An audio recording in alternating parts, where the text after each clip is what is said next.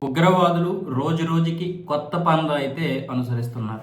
మొన్న ఏప్రిల్ 22వ తారీఖున పహల్గామ్లో జరిగినటువంటి దాడి విషయంలో కూడా వాళ్ళు కొత్త పందాన్ని అనుసరించారు. అదేంటంటే సైనిక దుస్తుల్లో వీళ్ళు వచ్చి మన వాళ్ళనైతే కాల్చేశారు. అంటే సైనిక దుస్తుల్లో వచ్చారంటే సైనికులు మనకి తోడుగా ఉంటారు, సైనికులు ఉన్నారంటే ఇంకా ధైర్యంగా ఉంటుంది కదా.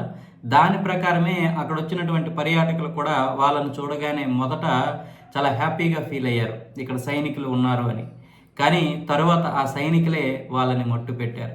అలాగే ఇప్పుడు మన సైనికులకి ఇది ఒక పెద్ద తలకాయ నొప్పిగా మారింది. ఇప్పుడు జమ్మూ కాశ్మీర్లో, ముఖ్యంగా కాశ్మీర్ ప్రాంతంలో సైనికులు కానీ ఈ ఉగ్రవాదులు ఇంకా ఉన్నారు. ఆ సైనికుల దుస్తుల్లోనే తిరుగుతున్నారు. మొన్న ఎన్కౌంటర్లో కూడా ముగ్గురు చనిపోతే అందులో సైనిక దుస్తుల్లోనే ఉన్నారు ఆ ఉగ్రవాదులు. అయితే ఆర్మీ వాళ్ళని పసిగట్టి ఏదో ఒకలాగా వాళ్ళని మట్టు పెట్టగలదు, కానీ సామాన్య ప్రజలు వాళ్ళని సైనికులే అనుకుంటారు. దీనివల్ల చాలా పెద్ద ప్రమాదం ఉంది. ఇప్పటికే పహల్గాం వల్ల ఈరోజు 26 మందిని కోల్పోయాము. ఇప్పుడు ఈ సైన్యానికి ఈ సైనికుల దుస్తులే ఆ తలకాయ నొప్పిగా మారింది. ఎందుకంటే వాళ్ళు కూడా సేమ్ ఏదైతే ఉందో సైనికులు డ్రెస్ ఉందో ఆ డ్రెస్ కోడ్ని ఫాలో అవుతున్నారు, ఎక్కడ తేడా రాకుండా. అందుకే పహల్గాం దాడి జరిగిన తర్వాత మొత్తం దేశం మొత్తం ఎక్కడా కూడా సైనిక దుస్తులు ప్రైవేటు వ్యక్తులకి అమ్మొద్దు, సేమ్ అలాంటివే అమ్మొద్దు ఎక్కడ అనేసి వెంటనే హుకుం జారీ చేశారు.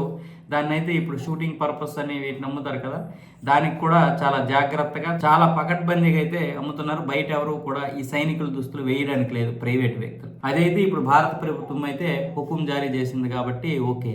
కానీ కశ్మీర్లో ఇంకా వీళ్ళు ఇలాంటి డ్రెస్సులు వేసుకుని తిరుగుతుండడం వల్ల స్థానికులు అయోమయానికి అయితే గురవుతున్నారు.